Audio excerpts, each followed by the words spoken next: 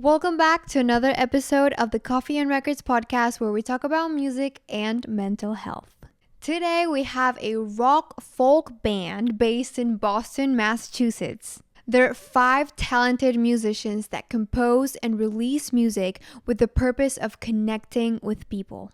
They opened at Mountain Grass Union, played at a sold-out show in Nectar's, and performed in the Goodstock Live Music Fest and in other venues around Boston and the East Coast. They have been releasing singles these past few years, and on November 7th, they just released a new album called Under the Sky So Blue. Please welcome Woodland Rd.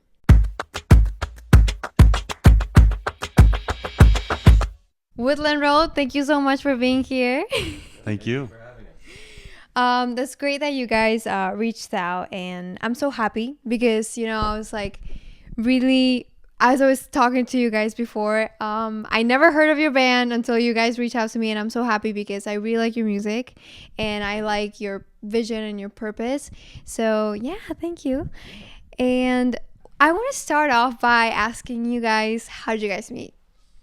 Oh, how did we meet? Okay. Well, the band formed in stages, I think. It was like me and Billy and Matt were trying to jam, and that was before we had Russell, so we had someone on bass for a minute, for like Finn, for like 2 rehearsals. And then we got Russell, and then we brought in Paolo. No, we brought in Paolo. We brought in Paolo, then Russell. yeah, then we brought in Russell. Yeah.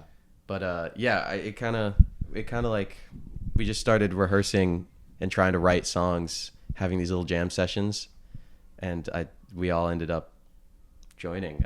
I don't know. I met you through the band. Yeah, I met Jake through the band, but the way I got into this is kind of a funny story. I was in Billy's room in 160 Massachusetts Avenue of the Berklee College of Music, and our friend Gary was lying around being a goofball, and I picked up Billy's banjo and started improvising a song called Gary's Got a Boner in reference to the Replacement song called Gary's Got a Boner. And then Billy was like, yeah, Gary's got a boner. I see. And then Billy was like, I'm in a band. Do you want to join the band? And I was like, all right.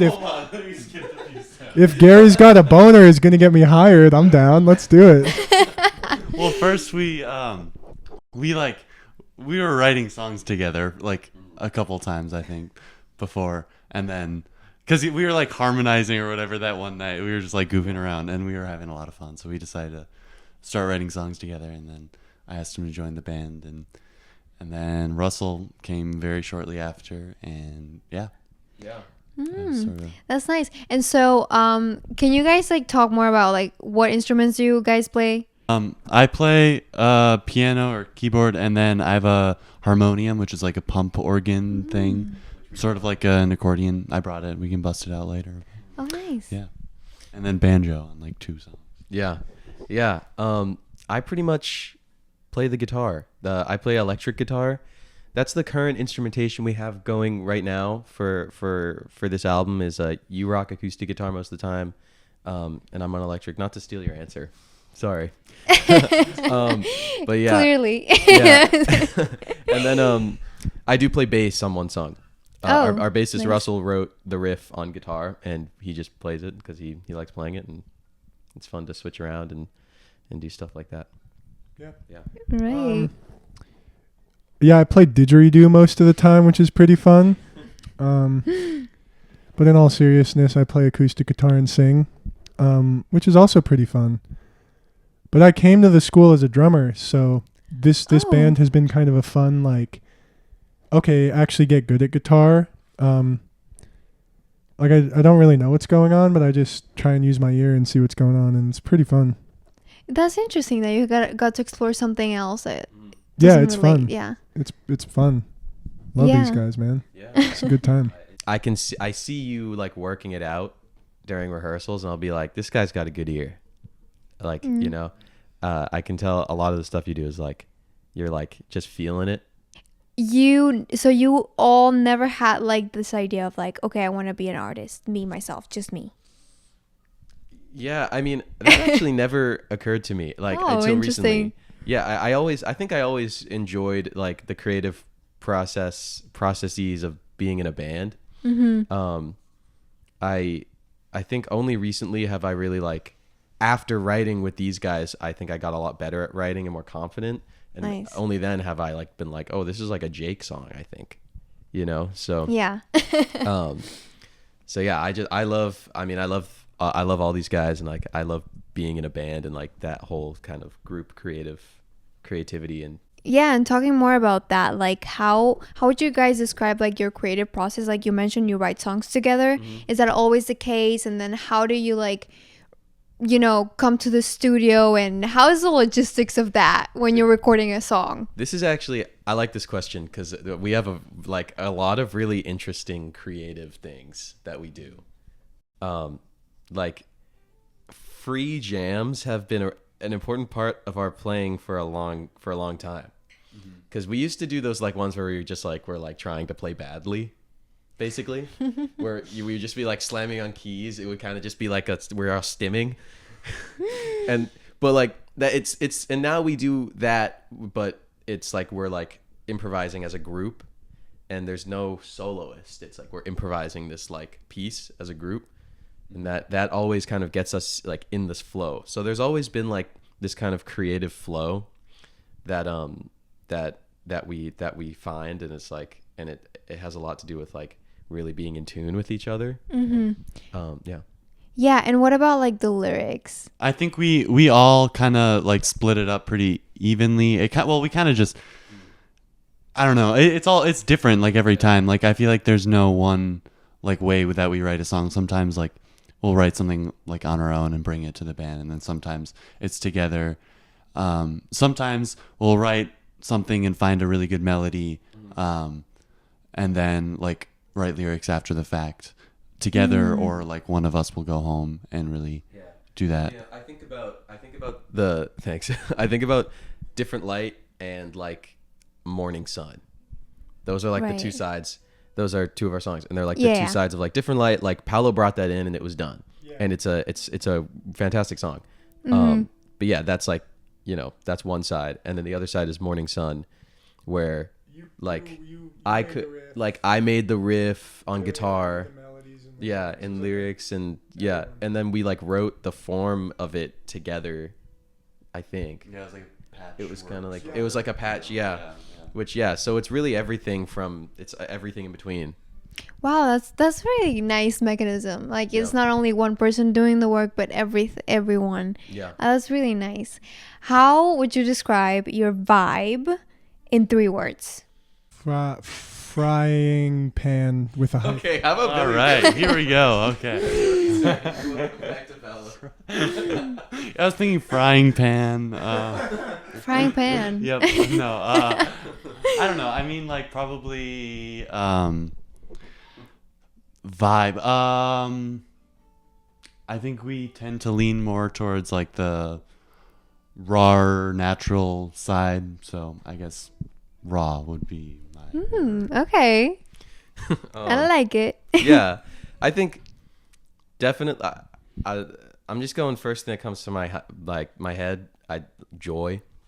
Okay. I think a lot of it has to do with a lot of our music has to do with kind of whether it's the performance of it. Like they're not always happy songs, but they're always like, I think, approached from an angle of joy and like positivity. and I kind of sense appreciation. that too. Yeah. Mm-hmm. Yeah, I don't know. I agree with what these guys have said. I guess presence, because I think a big thing for me in all forms of creation and music is like, how can I capture not what I was feeling yesterday, not what I was feeling 6 months ago, but what I'm feeling right now. And maybe that looks like, maybe that's a reflection of what I was feeling like 6 months ago, but I always want it to be kind of filtered through the lens of right now. So it's like, Yeah. maybe I could write 8 songs about driving in Los Angeles through the mountains, but each one of those songs is going to sound completely different because I wrote one a week ago and I wrote one 2 months from now. And it's like they're all reflected through the filters of wherever I'm at in that moment. Right. Kind of. And I think that's a big thing for me in this band too, is like, and when we're not doing it, it like totally doesn't work. But when we're doing it, That's so true. it totally works. And it's like, it's kind of subtle because it's literally just the intention of the group and the individuals. Like, okay, this means something. We're going to make this mean something, as opposed to we're just going to play notes like robots. Right. That's like the most important thing for me, I think. When we play this song, like we want to like mean it, and we all want to be on that same wavelength. Yeah, and that's a big part of like those exercises that we do, is like getting there, but before we start playing. And yeah, that's definitely also a reflection of just like how we're all that really close, you know. We're all like peas in a pod. I feel like that like organic aspect of your music kind of like gives a sense of like closeness and community, even to the listener. Like I was listening to your songs and I'm like, oh my god, like this is so cozy. This is so cozy, you know. And it's because it's just so organic. And so yeah, I really like that. My next question is, and this is like just because I'm curious, like when you are recording this and because you are so close, right? Do you ever disagree on things? And if you do, how do you deal with it? Because I can like imagine. Yeah. Well, that's one of the things about being the kind of band that we are, is that there's not really a front man. So there's not really like a decision maker. It's super collaborative, which is great. But yeah, I mean, we definitely disagree about a lot of things. Yeah. I feel like though the things we disagree about are like often not like the like they're not, I mean, sometimes they're like specific musical things, like I think it should be, you know, but I feel like they're not like general, like I feel like we were all kind of on the same page for the most part about like general like artistic vision. I feel like we generally share for the most part. I feel like the things we disagree about are like often like logistical, like how are we gonna, like, I don't know, like posting on Instagram or like, you know, stuff. It's like, I don't know. I don't want to say not important stuff, but it's like, it's not like the record. Yeah, it's not. I think we're like artistically we're on the same page. We don't really disagree about stuff like that. Yeah. Just a quick ad. I don't know. I think a reflection of that is I went back to Los Angeles all summer, and they kind of just recorded the record. And I don't know, on my end, there was never like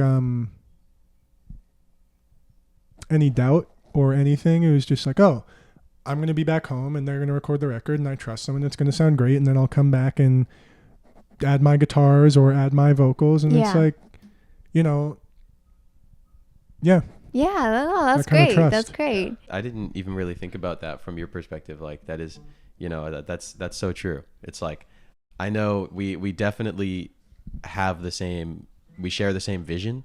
So that's something that we don't worry about. The disagreements like tend to come through in like, you know, are we going to post this? Do we want to post it this way? Are we going to, you know, logistical stuff, I think. Yeah. Oh, that's great.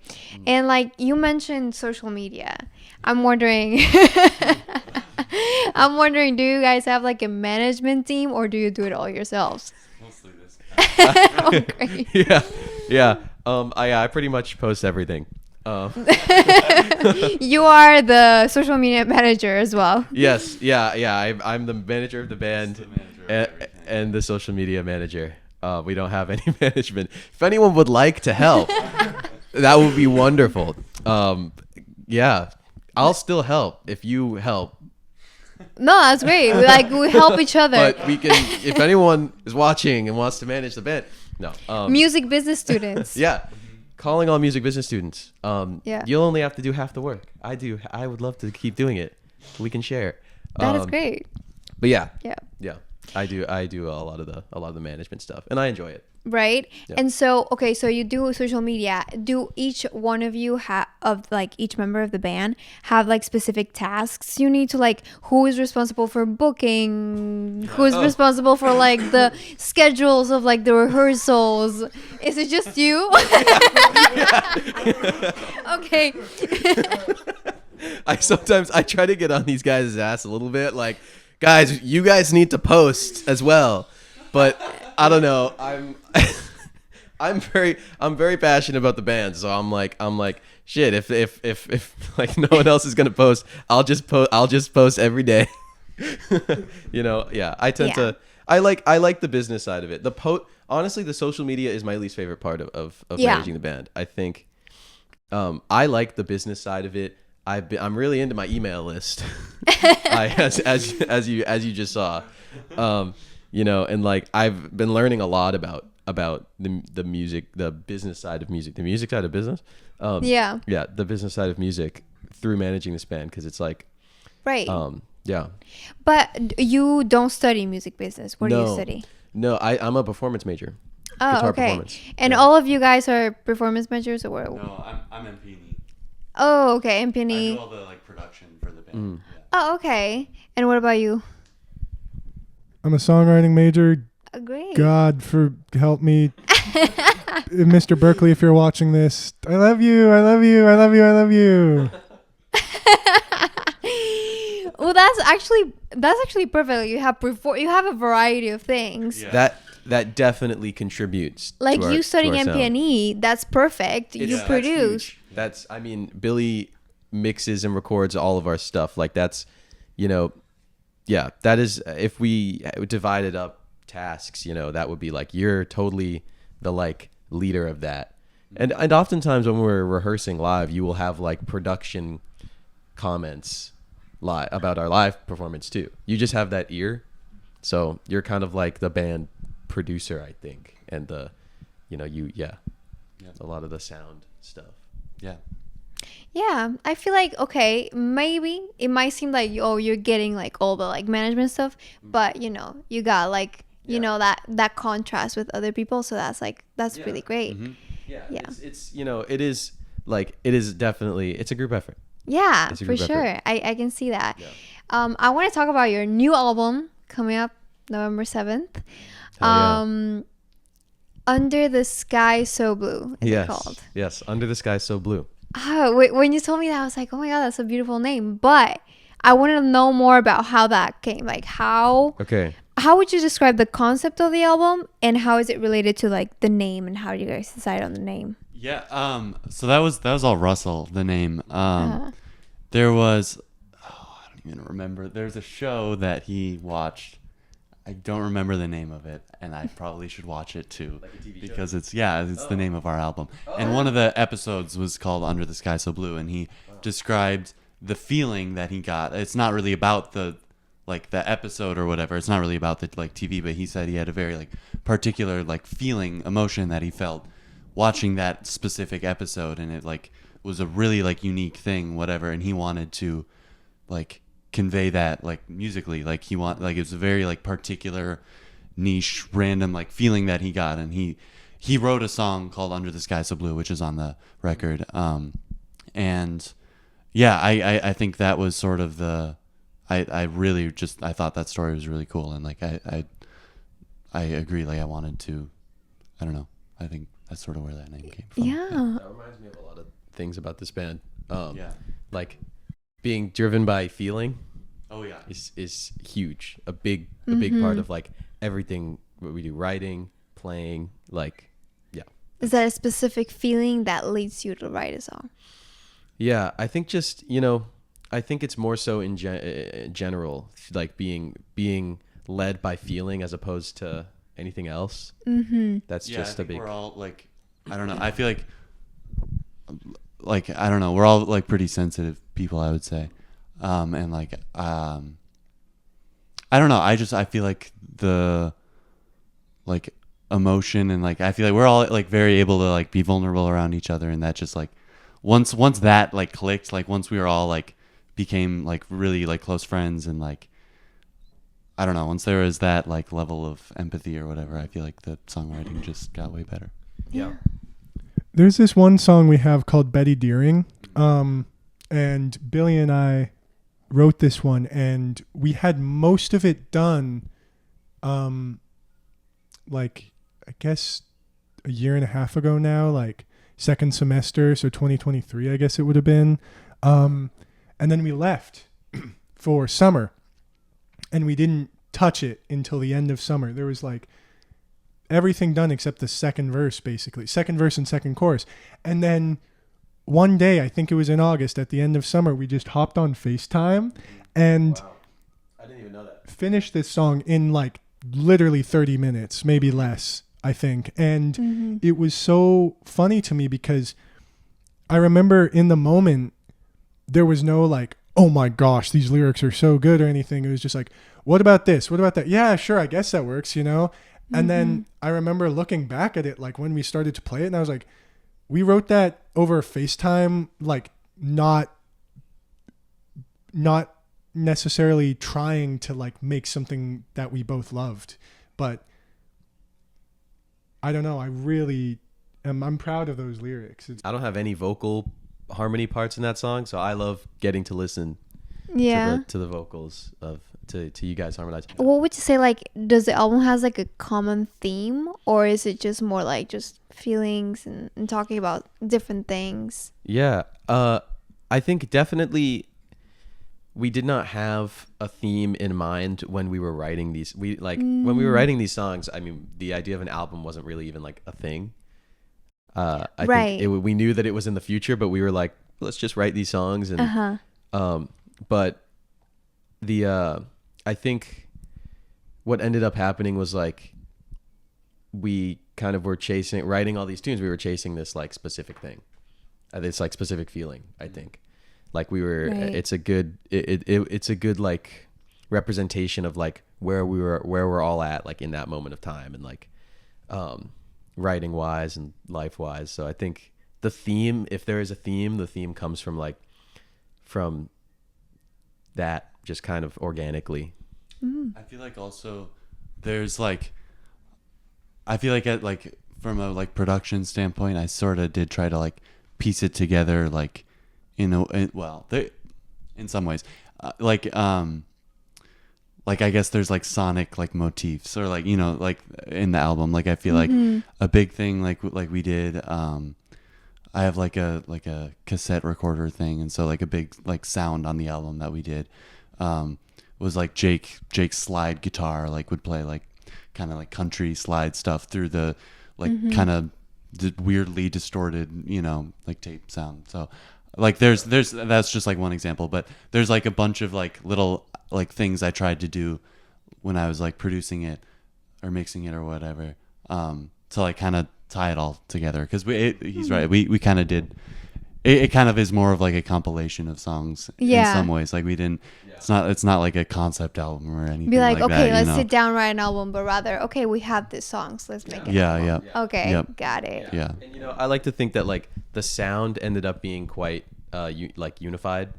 You know, I think a lot of it like we in a lot of ways like found a good kind of spot for us sonically, and the album does tie together, but it is very much more like we have these songs and we're kind of packaging them together.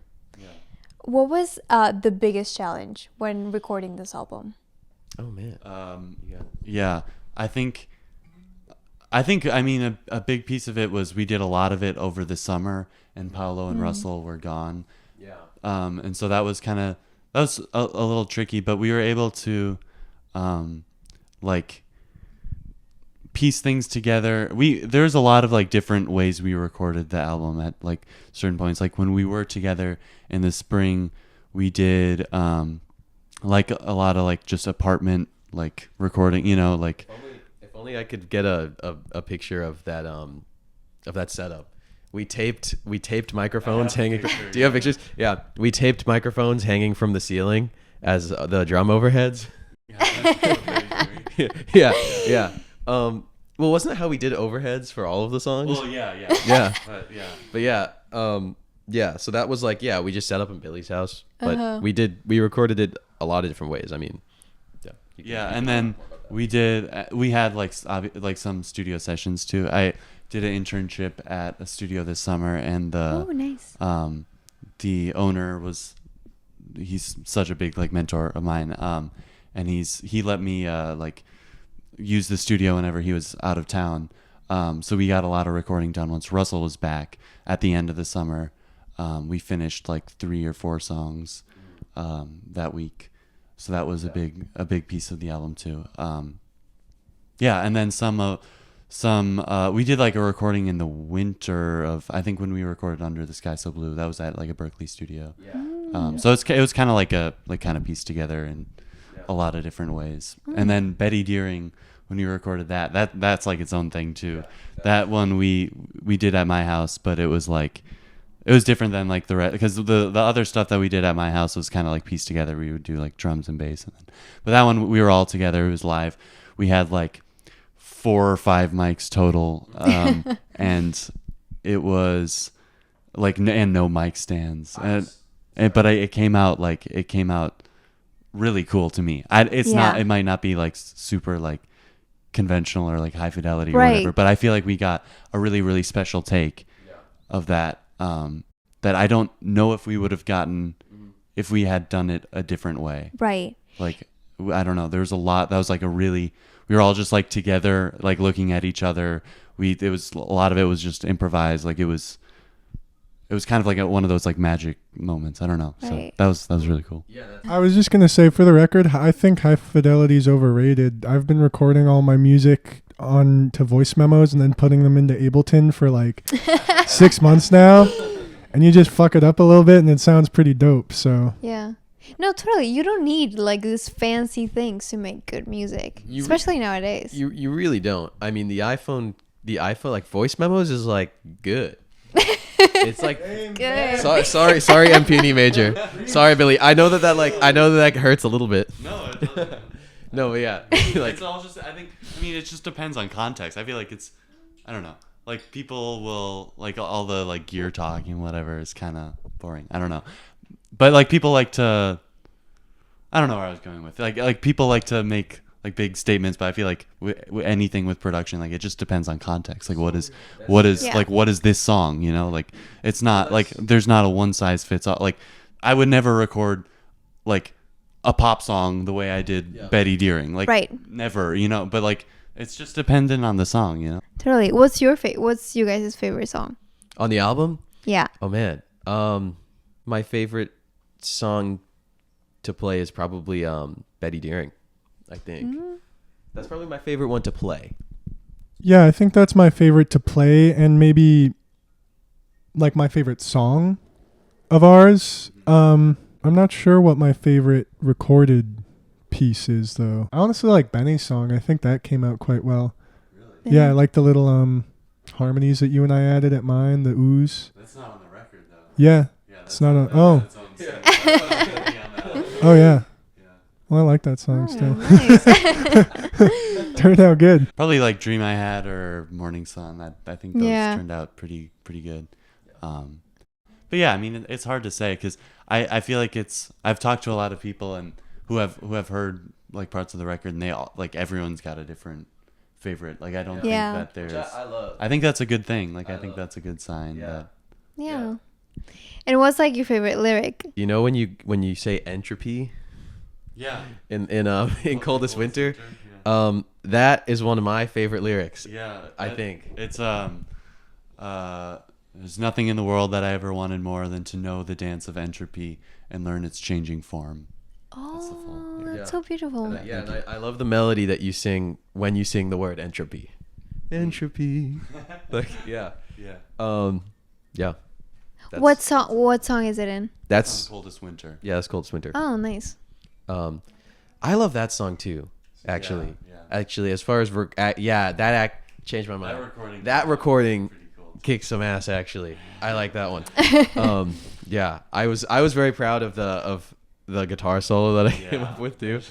I built this like I don't know it probably ended up having like 10 layers I think it was more than that. It was like 13 or 14. Because it started off with like 20, and then we cut them down. Yeah. Yeah, that song, in between verses, there's like some solos. And I was just messing around at my house, and I made like this like acoustic guitar orchestra like solo, and then I brought it to Billy, and Billy was like, I'm gonna cut like this down by half, but that was the right move. It came out like super cool. And yeah, I like that song a lot. What would you say is like your main inspiration for your music? This could be like a person or something. Okay. For me, like I'm a pretty, especially like in the last year, I've become like pretty spiritual. So I feel like there's some, like, I don't know, God or whatever you want to call it. Are you Catholic or? I was raised Catholic, but I mean, I don't really like heavily identify with any particular religion right now, at least. But like I've been really into like the Baha'i faith recently too. So I don't know. Yeah. I've been my mom practices Buddhism, so this is we were walking down the street talking about, Billy was about to tell me a Buddhist prayer, and that we were just talking about like Buddhism. Oh. He was about to tell me this Buddhist prayer, and then this like this woman behind us was like, you couldn't remember it, and then she was like, wait, but I want to hear this. It was so random. And then we ended up chatting with her for like 20 minutes. We were like walking. Billy and I were just walking, and we just walked with her to down the street. And it was just so random. But I was like, we should write a song about that, because that was kind of magical. A lot of wisdom, yeah. She did. Wow, I love those moments. You know, they're so random, but like it's like amazing. Yeah. But yeah, I think for me, inspiration when I'm writing songs, I definitely comes I feel just feelings, just like emotions. Yeah. That's just, that's just when I write, that's what I write about. And sometimes I try to get out of that. I'm like, man, I'm writing too many songs about my feelings. But that's what it is. Like. Yeah, that's what it is. It's all feelings. Like sometimes I'll say like, I want to write, like, it's kind of like a challenge. Like I'll challenge myself and be like, I want to write this, this kind of song or whatever. But yeah, it's feelings. Yeah, I've had like this thing recently. I've been playing live a lot, and and it's like when you're trying to impress people, you won't. Of course, yeah. Like if you try too hard to do things, just when you're trying to be impressive, whatever that means, you won't be. When you're trying to take whatever is in here and like put it outside and put it out, that's where you connect with people, and that's what it's about. Yeah. No, I totally agree. That's beautiful. And like talking about connecting with people, like I was, doing some research on you guys, and I feel like you mentioned in your bio or in your EPK or something that your purpose is to connect with people. I thought that was so beautiful, especially because like there's many artists like, okay, like this person is like pop, rock, whatever, and you have like a general description, but no one is really that specific on, I want to do this. Like, why are you doing music in the first place? Because you want to connect with people. I thought that was beautiful. Thank you. It's easy to like lose sight of why you're doing things. So how did that purpose come to light? It was just something that you had inside, because it's written in your bio, right? Yeah. I mean, man, I feel like that's the purpose of music. Yeah, it's connection. You go to a concert because, you feel like you are connecting with the performer, you're connecting with the people who you're around, and like music is like all about. I think that's one of the things, like even dating back to the African diaspora. Low key, Berkeley class reference. I think it's also. I think through connecting to other people, you connect deeper to yourself, and potentially like the source of creativity and all that sort of thing. And it's like, I don't know, it's a special feeling to feel like you're, through connecting with other people, connecting deeper with yourself. Or maybe it's the other way around. Through connecting deeper with yourself, you're connecting deeper with other people. And it's like, at a certain point, for me at least, it becomes less about, at least when I'm in a very good mental state, it's like, I don't care whether it's good or bad. I don't even really know what that means. It just starts to become about like, okay, how deep can I go? And Right. like it almost becomes less about the music and more about just the experience as a whole. It's like I'm playing who I met yesterday, and I'm playing what I ate for lunch today, and I'm like playing the funniest thing I ever heard and also the saddest thing I ever heard. Right. And it's like, to me, that's what it starts to become about. It's like, how deep can I go? Yeah. And just, there is really no end to it. You just do it because you love it and because you want to go deeper and deeper and deeper, until you go on to the next plane of life.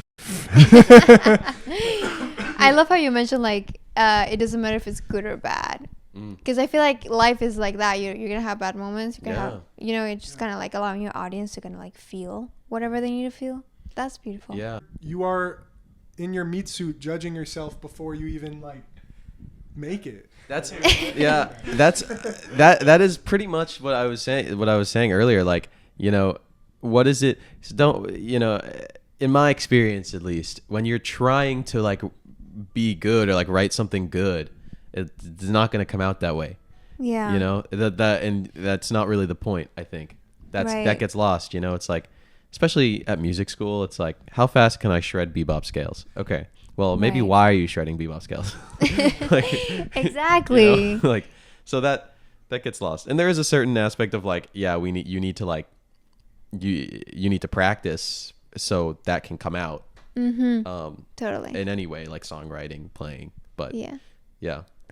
And what's a piece of advice that you would give to musicians that are having struggles with finding that purpose? I would say look at your own life, I guess. Like, look at your own,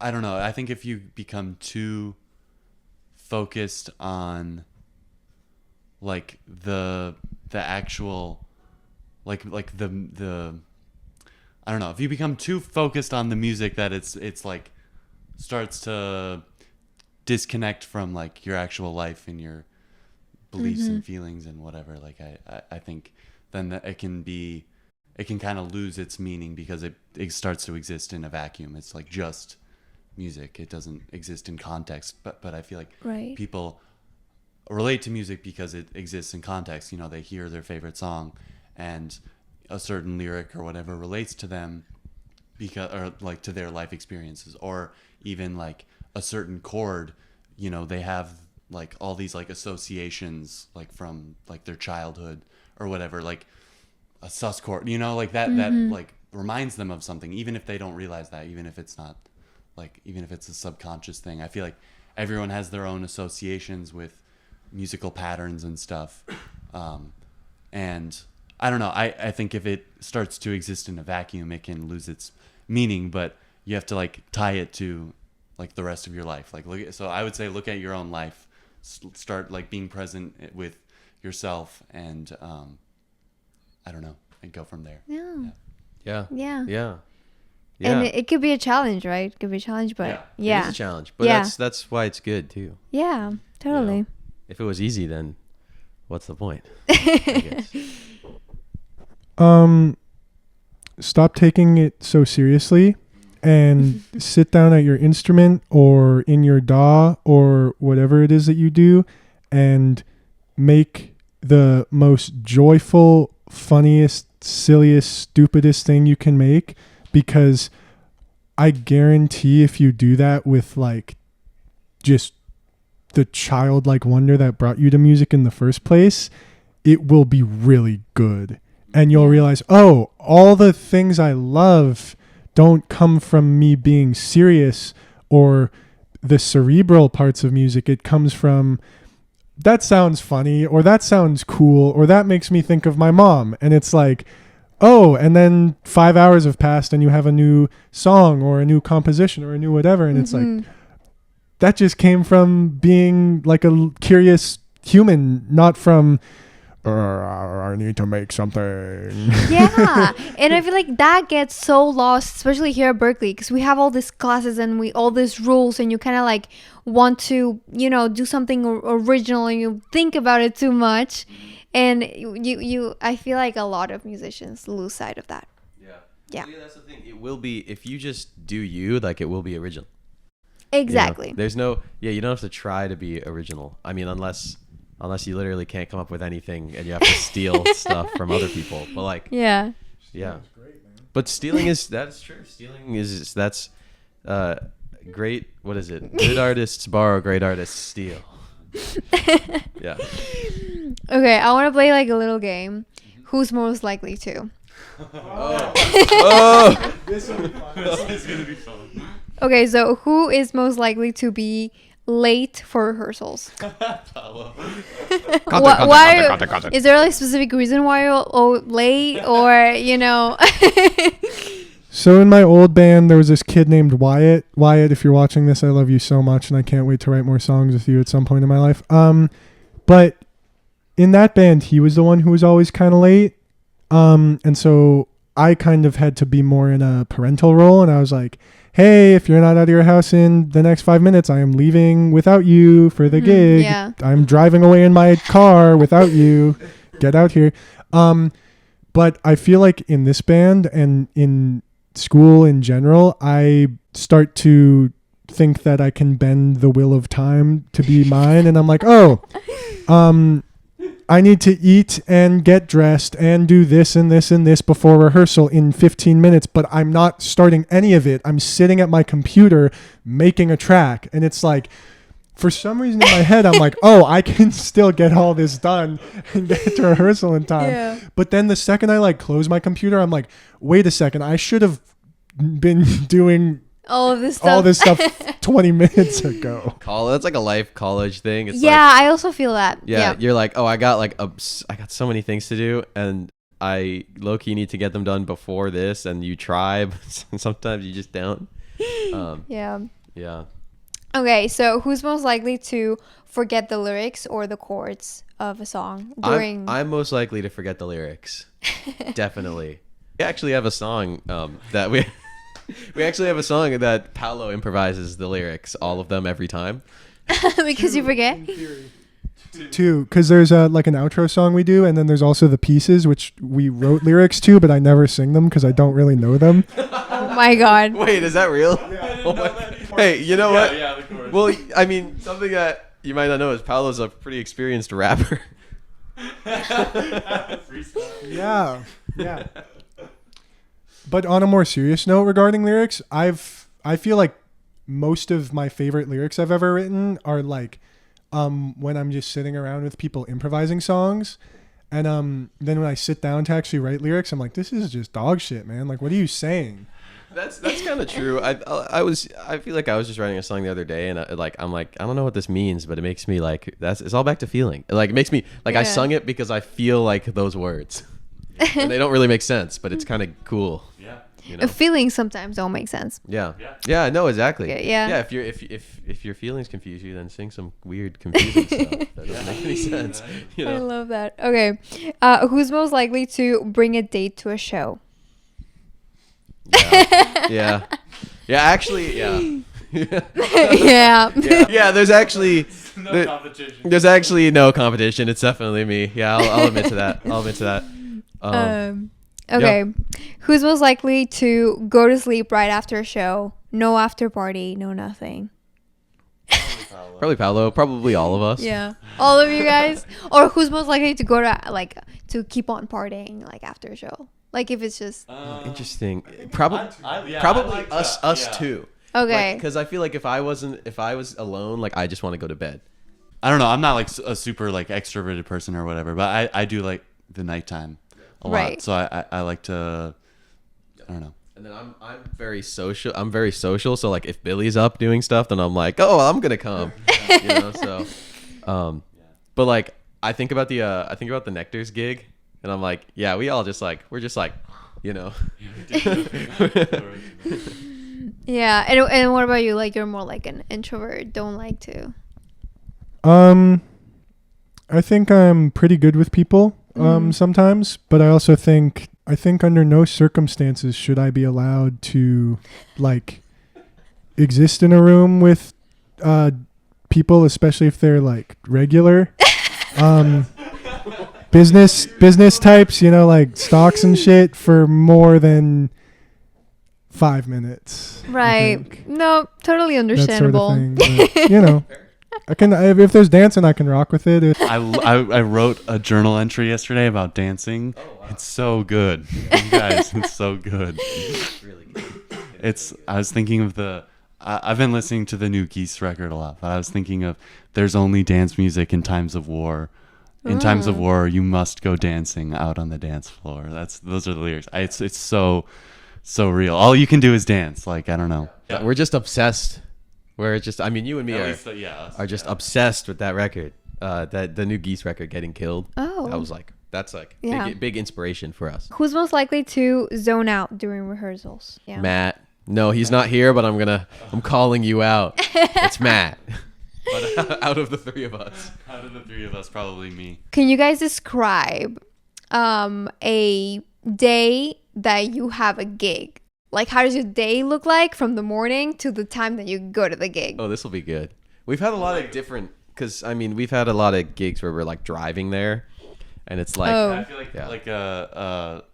one of those gigs is probably reflective of. Yeah. It's always very like, I don't know. We start off the day and it's like when we went to Vermont, we played at Nectar's, and like that whole car ride was just, oh my god. I'm like, I have access to a car, so I'm the driver. I'm the driver. And yeah. Said with love, you would not last a day in Los Angeles, my friend. Hey, driving around Boston's rough. I've had some crazy I had that guy who was following me and then like went into the wrong side of the road to scream at me. Did I tell you about that? Oh my god. Oh my god. I've had some crazy Boston's driving experiences. Oh my god. You know, Damn. that was partially tad bit my fault. I might have started the road rage. Oh, Because okay. cause he was annoyed and then I was like, what's up, man? Like, come on. I'm just, you know, things happen. And then he like followed me for like 2 minutes. But Oh my god. Yeah, No, but that's that's like- crazy. that is crazy. No, I mean, like he was acting crazy. He was Yeah. definitely the crazier one. Yeah. And that's Totally. But yeah, no, yeah. Well, I mean, like what we load up at like, depending on how far we have to drive. I mean, we load up in the morning. It's usually like, let's be ready at 10, and then we leave. And then once we're ready, it's like 1. And then we make like 75 bathroom stuff. Yeah. Well, yeah. It's kind of like being on the road is kind of interesting because like what Matt gets car sick. We have perhaps 2 of the smallest bladders in the world in the car. No, that's me, bro. I get it. I get it. Yeah, and then and then we get there and it's like, it's exciting. I love playing gigs, man. Yeah. I love playing. So, we get pretty pumped. We also stop at Jake's house before we leave, and Jake's mom makes us like tea or gets us sandwiches. Love that. It's the greatest. Shout out Jake's mom. No, yeah, my mom always she packs the car filled with snacks. Oh my Before god, we that's leave, so she goes and she gets a bunch of snacks and she like puts them all on the doors and stuff. Oh, that's so sweet. Yeah, she's super sweet and she's We like all always we all helping. need a man. Man, I was gonna say man. We all need a man. we all need a I was gonna say we all need a mom around us. Yeah, and that's what's great about my mom. Yeah. She's like loves being the mom for like everyone too. Like when my friends come over, she's like, yeah, she just wants to be the mom for my friends too. So yeah. What's like so far your like favorite performance you ever made? Nectar's. Probably Nectar's. Yeah. Nectar's. Yeah, Nice. we practiced like hell for that because we were opening for Mountain Grass Unit. I had talked to the lead guitarist of that band. I met him in the Red Room, and Luke Black, killing player, absolutely killing. Like he's just, I mean, it's the second coming of Billy Strings, which is crazy because Billy Strings is still alive. He's just like Yeah. they came. It's just 2 Billy Strings. It's crazy. But yeah, he's awesome, really nice. So I I noticed they were playing in Vermont, and I have some buddies in Vermont. My wonderful cousin let us sleep on her floor. We brought a bunch of blow up mattresses, and that's huge. You need somewhere to sleep when you play, because you do not get paid enough at this point in time. Yeah, it's true. I don't know. That was like by far the biggest like crowd we had. Yes. They the show was sold out, and the venue took care of us. They made this delicious meal. Nice. Everyone was so kind. Mountain Grass Unit, we're really thankful for them letting us do that, and we're happy that it turned out so good, and that we sold out the venue, and it was awesome. And I made a joke. I said when we were talking after the show, I said that they sold out the venue, and they were like, no, dude, it was a group effort. Like, you were on the bill too. And I was like, oh yeah, sure. If you want to sell out it again, just like let me know. We'll open for you again. But yeah, that was just a great show. Fun show too, because I played pool with this couple, I think they were, with like crazy tattoos, and they looked really, really like they were very quiet, and they looked kind of aggressive and mean and evil. But then we played pool, and they were just like super chill. And we played pool, and the guy looked like my uncle, and it was fun. Nice. Woman bought a sticker. That was so good. That might have been the only sticker we ever sold live. Wow. If you had to start all over again, your band all over again, what would you do differently? If there's anything you would do differently. Nothing. Damn. Nothing. So assertive. I mean, it is what it is. I think a lot of things are circumstantial, and like you maybe don't want them to be working out like that in the moment, and then it ends up being great, Right. So one thing we would do differently, probably the one thing I would change is that our first single probably could have got 1 million streams. I would do that. That would be the one thing I change about the band and how everything went, No, but I love it. I can't really think of anything. If I could change something about the band, I'd make it so that we all lived in the world of Pokemon, and we're just Pokemon trainers instead, and did like music for fun as we journeyed through the land catching new Pokemon. I don't know. I wouldn't do anything either. I mean, I think Jake's right. It's circumstantial. I don't know. I mean, stuff happens the way it happens. Yeah, that's just Yeah, and like sometimes, like I said, sometimes it's like just so happens and it's good, and but that first song probably could have popped off. Our first show, if I would do something different, our first show would be Madison Square Garden. Yeah, honestly. Yeah. Thank you so much. Let's hear you perform then. Oh, sweet. Okay. This song is called Betty Deering. We are Woodland Rd. Thank you. Yeah, thank you so much for having us.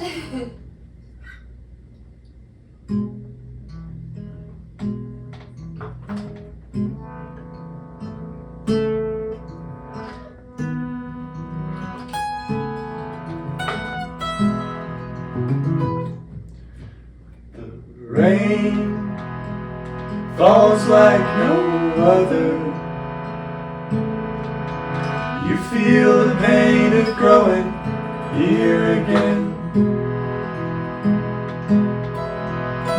Train rolls like thunder,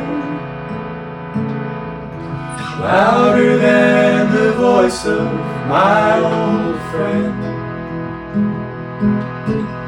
I don't know where to go but back home. Doesn't mean I don't feel so alone.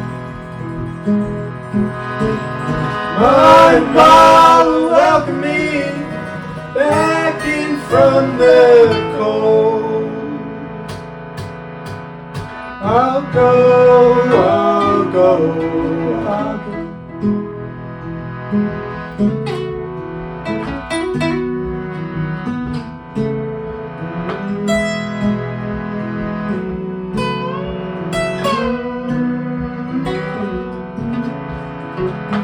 Rage, just like a brother. Love and anger standing side by side. Pain, like losing your mother, it doesn't change with age, you're on my mind. Somewhere in the dirt, there's a feeling. Somewhere in the dirt, we are clean. Sunday drives and market lines are good enough for me. I'll go, I'll go, I'll go.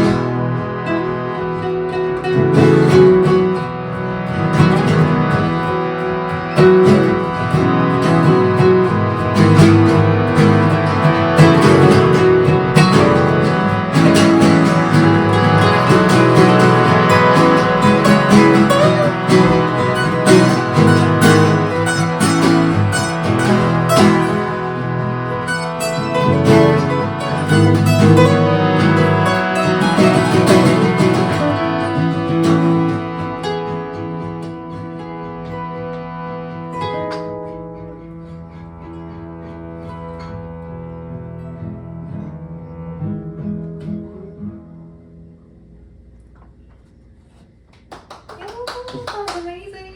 Thank you. Thank you. Thank you. She dries my eyes. Days turn to nights. I tried to say what was on my mind, but I couldn't get beyond my rambling words just kept me on. I'm trailing on.